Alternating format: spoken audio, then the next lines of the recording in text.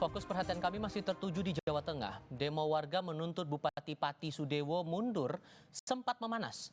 Polisi sempat melepas gas air mata.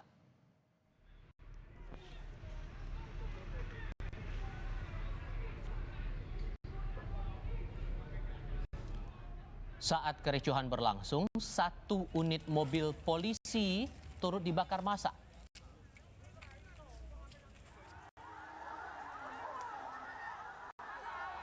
Mobil Provos berjenis minibus awalnya terparkir di Jalan Dr. Wahidin Kota Pati, tak jauh dari alun-alun Pati, lokasi unjuk rasa. Polisi membubarkan massa aksi dengan menembakkan gas air mata. Massa aksi terpecah lantaran situasi terus memanas.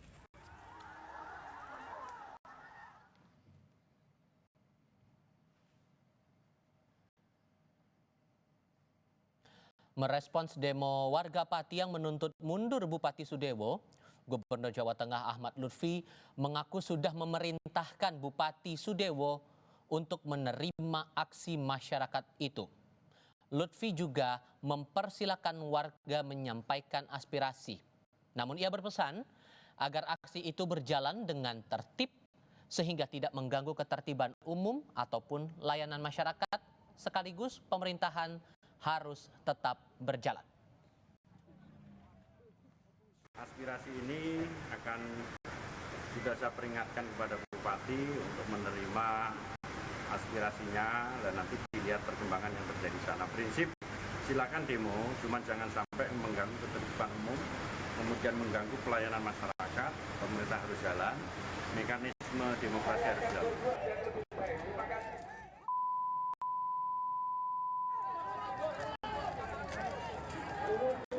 Anggota DPD RI Daerah Pemilihan Jawa Tengah Abdul Kholik mendorong adanya dialog antara masyarakat dan pemerintah Pati dalam menyikapi desakan mundurnya Bupati Sudewo. Menurutnya, aspirasi warga Pati ini telah dimonitor Gubernur, Kementerian Dalam Negeri hingga Presiden. Menanggapi tuntutan warga Pati ini, Kholik mengingatkan soal ketentuan dan prosedur yang sudah diatur. Namun, ia berharap agar warga dan pemerintah daerah bisa mengutamakan dialog demi mencapai titik temu. Dilakukan secara sesuai ketentuan, mekanismenya berjalan dan pada akhirnya terjadi titik temu antara aspirasi masyarakat dengan dan disikapi dengan baik oleh kepala daerah dalam hal ini Bupati. Tentu semua ini juga dimonitor atau dipantau oleh pemerintah pusat, termasuk Kemendagri dan juga Gubernur, agar semua aspirasi masyarakat tadi bisa diwujudkan oleh pemerintah daerah. Analis politik Universitas Diponegoro Teguh Yuwono menyatakan soal desakan warga meminta mundur Bupati Pati Sudewo tergantung pada keputusan DPRD. Apakah akan berujung pada pemakzulan atau tidak?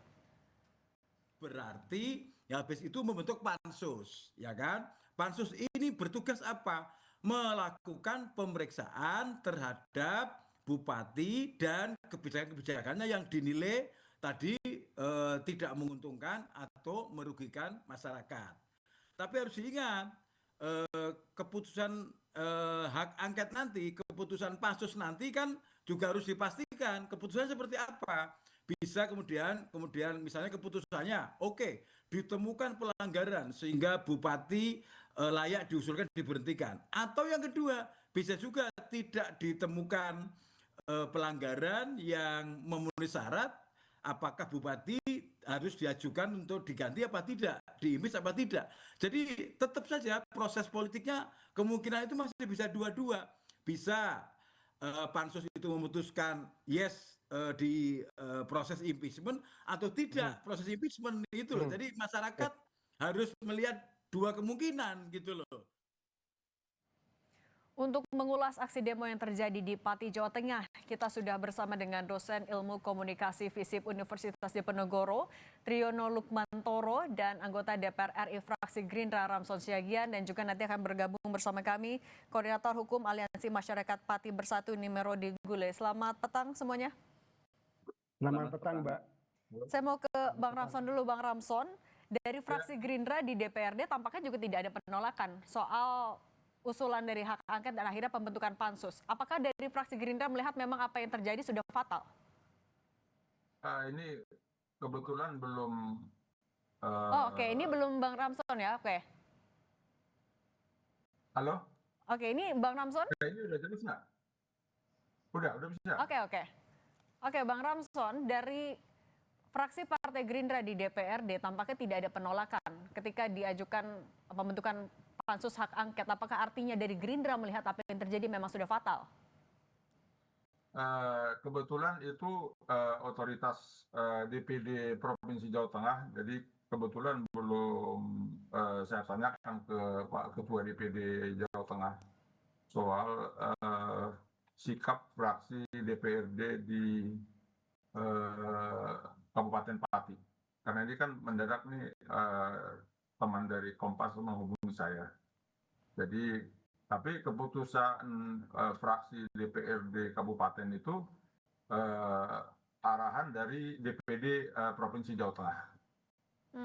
Oke. Tapi kalau yang jelas bahwa kenaikan PBB 250%, Ketua DPD sudah memberitahukan bahwa Bapak Presiden Prabowo sudah meminta agar ditunda atau dibatalkan kenaikan PBB 250% tersebut. Seharusnya Bupati Sudewo harus segera membuat keputusan tadinya untuk membatalkan kenaikan PBB 250% tersebut. Jangan menunggu sampai ada demonstrasi oleh masyarakat. Apalagi sebelumnya beliau mungkin ada kesalahan bicara seakan-akan menantang demo dari masyarakat. Oke.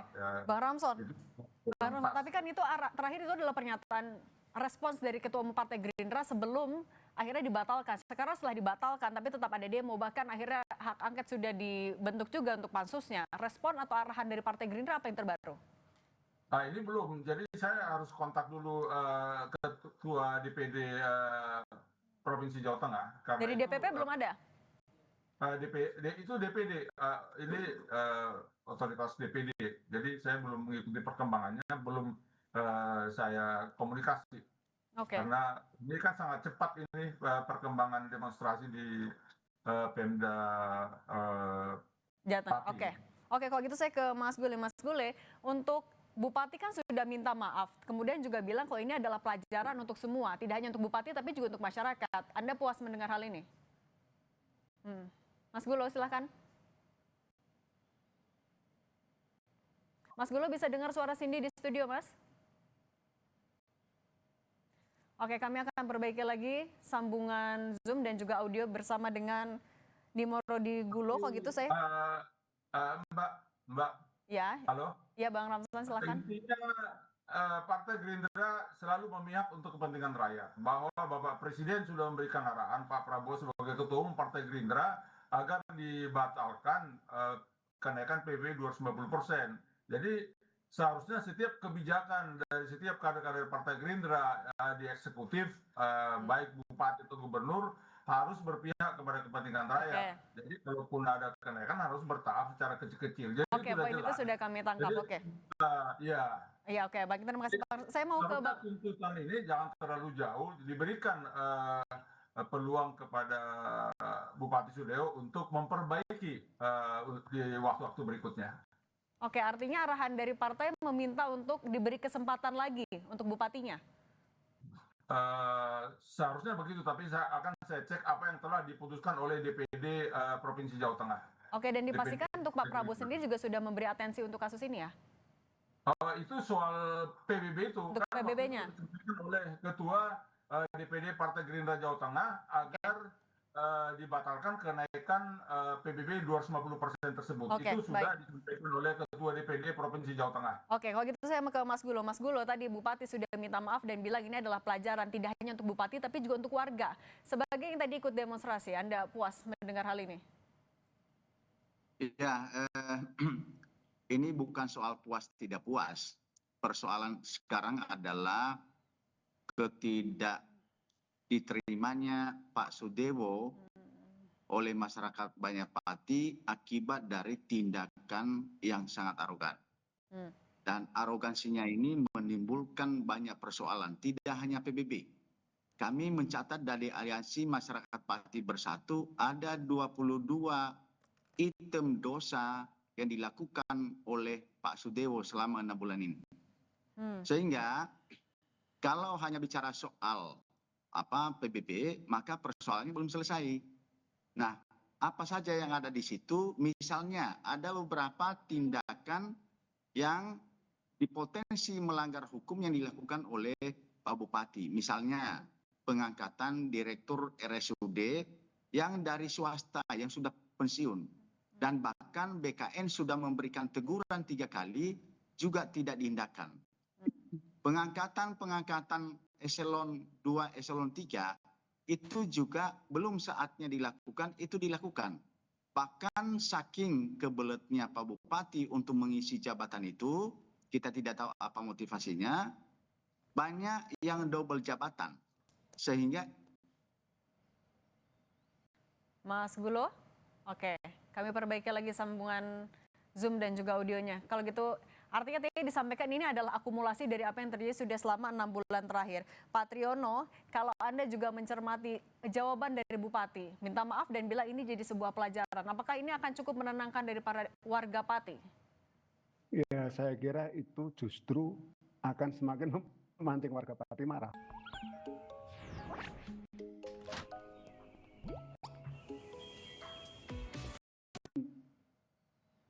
Nyatakan bahwa ini bukan pelajaran bagi saya saja, tapi bagi semua. Seakan-akan warga itu salah. Padahal kan persoalan adalah persoalan bagaimana awalnya ketika Bupati itu membaca bahwa masyarakat akan menjalankan demonstrasi. Kok 5.000, 50.000 akan saya hadapi gitu kan. Jadi itu nantang gitu loh. Dan setelah itu warga secara swadaya mengumpulkan air minum, mengumpulkan berbagai perbekalan yang lain untuk demonstrasi. Nah itu malah dirampas, diambil. Dan setelah itu sampai terjadi gontok-gontokan, sampai terjadi katakanlah adu fisik dengan pihak Satpol PP misalnya seperti itu. Artinya kebijakan ditambah pola komunikasi yang tidak sesuai. Wow, komunikasinya sangat jelek kalau saya boleh mengatakan seperti itu. Karena apa? Satu, dia sudah nentang. Dua, lewat Satpol PP dia melakukan satu bentuk pemaksaan atau kekerasan. Tiga, sudah minta maaf pun itu bukan dengan satu kemutlakan atau tanpa syarat, tapi untuk semuanya gitu. Seakan-akan dia tidak tulus. Kalau kita bicara komunikasi, harusnya minta maaf ya tulus. Saya mengaku bersalah, saya akan memperbaiki komunikasi saya, justru bukan dengan katakanlah, loh ini bukan untuk saya saja, tapi juga untuk semua warga. Ini kan salah juga. Jadi kalau dalam komunikasi itu ada prinsip. Sekali kita membuat satu pernyataan, itu tidak mungkin bisa dicabut. Bahwa kita bisa mengoreksi, merevisi, dan sebagainya, itu tidak akan memperbaiki apa yang sudah kita sampaikan sebelumnya. Kalau yang menjadi pemicu itu menurut saya adalah yang kebijakan-kebijakan tentu saja iya, tapi si Bupati ini, Pak Sudewo, itu nantang gitu loh. Jadi kalau kamu masanya cuma 5.000 ya saya akan hadapi. 5.000 itu seberapa sih? Kecil, saya akan hadapi. 50.000 coba. Nah sekarang sudah seperti ini akhirnya komunikasinya jadi rusak semua. Nah Pak Triyono, sekarang kan juga di DPRD kabarnya sudah disepakati pembentukan pansus hak angket. Apakah dengan sudah ada keputusan ini artinya bola panas akan berpindah juga ke DPRD? Masyarakat akan fokus ke sana? Iya, saya kira tidak. Saya kira masyarakat tuntutannya tetap satu kan. Bupati Sudewo mundur sudah itu saja. Bahwa DPRD itu kan mekanisme politik ya. Kita tunggu apakah akan jalankan tuntutan masyarakat itu atau tidak. Tapi saya khawatir ya bahwa nanti apa yang diputuskan oleh DPRD Pati itu tidak memuaskan masyarakat dan nanti akan, ini sekali lagi, ini bukan mengancam atau bukan, tapi saya memberikan prediksi ya. Kalau nanti bupati tidak segera mundur atau digantikan, nanti akan muncul demo-demo berikutnya itu. Oke, masih ada rangkaian demo lagi yang dikhawatirkan terjadi ya Pak Triyono? Jelek. Oke, kalau Iya. saya ke Mas Gulo dulu ya Pak Triyono. Khawatirnya itu. Oke, Mas Gulo, tadi kan Anda juga ikut dalam rapat paripurna ya. Apa yang akhirnya disepakati, apa yang disampaikan DPRD merespons besarnya demonstrasi pada hari ini?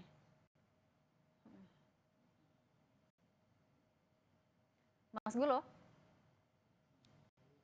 Iya, iya, saya dengar. Oke, silakan Mas Gulo. Iya, saya dengar. Oke, Mas Gulo, Anda tadi ikut saya dengar. rapat paripurna, apa yang disepakati, termasuk juga soal pembentukan pansus hak angket itu, Mas Gulo?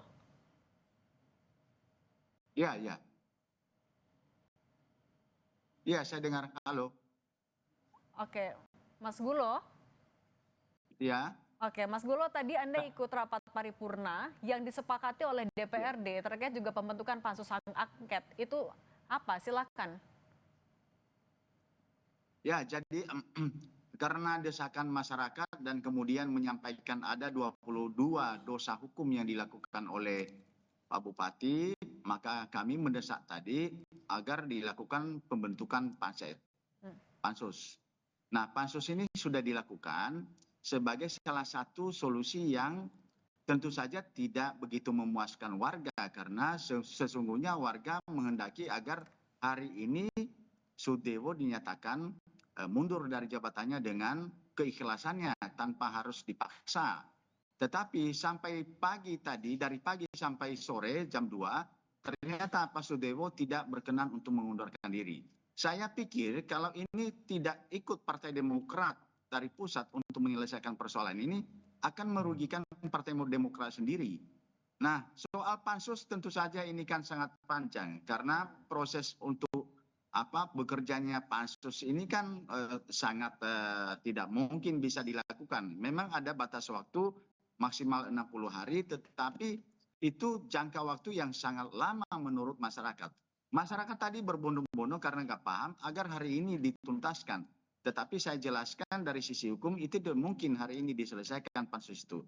Karena pansus harus bekerja tentu saja dengan pola-pola kerjaan yang sudah diatur dalam peraturan perundang-undangan. Termasuk dalam hal ini adalah melakukan satu investigasi terhadap atau kajian terhadap pelanggaran-pelanggaran hukum apa saja yang telah dilakukan oleh Sudewo yang bisa dijadikan sebagai alasan untuk diajukan ke Mahkamah Agung. Oke. Itu. Oke, Bang Ramson, tadi kok kata Mas Gulo ternyata warga nggak cukup kalau cuma pansus hak angket, maunya mundur juga hari ini. Dari Gerindra seperti apa tanggapannya? Iya, semua kan ada mekanismenya. Jadi hak angket itu kan penyelidikan diselidiki dulu kenapa keluar kebijakan tersebut, apa sesuai undang-undang atau tidak bisa emosional juga. Yang penting kondusif dulu. Makanya mekanismenya melalui pansus hak angket di DPRD, saya pikir itu udah sangat keras. Jadi udah sesuai dengan perundang-undangan yang ada. Semua kan harus sesuai dengan undang-undang. Berarti maksudnya tidak perlu mundur untuk Bupati? Iya, kan semua harus melalui mekanisme. Jadi itu dengan mekanisme yang ada di DPRD, itu diadakan penyelidikan. Kenapa keluar kebijakan itu? Motivasinya apa? Tujuannya apa? Jadi semua harus jelas. Sesudah itu baru ada keputusan selanjutnya. Jadi tidak perlu terlalu tergesa-gesa. Jadi harus ada mekanismenya. Oke, nah Mas Gulo tadi katanya masih ya ikut saja mekanisme yang ada dulu di DPRD. Apa yang akan dilakukan warga selanjutnya? Fokus dulu ke DPRD atau akan masih ada rangkaian demo?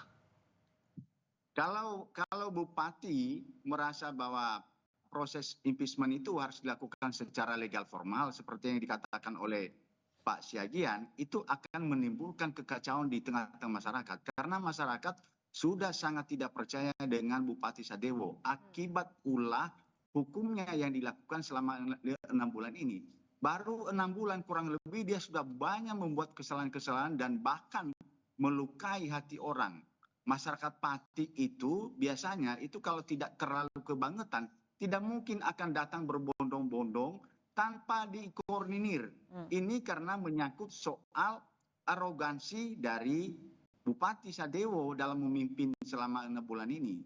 Jadi menurut saya kalau Partai Gerindra dan kemudian pemerintah tidak segera atau misalnya Sadewo tidak akan mengundurkan diri, saya takut akan ada gelombang aksi yang lebih besar lagi karena ini sudah target masyarakat.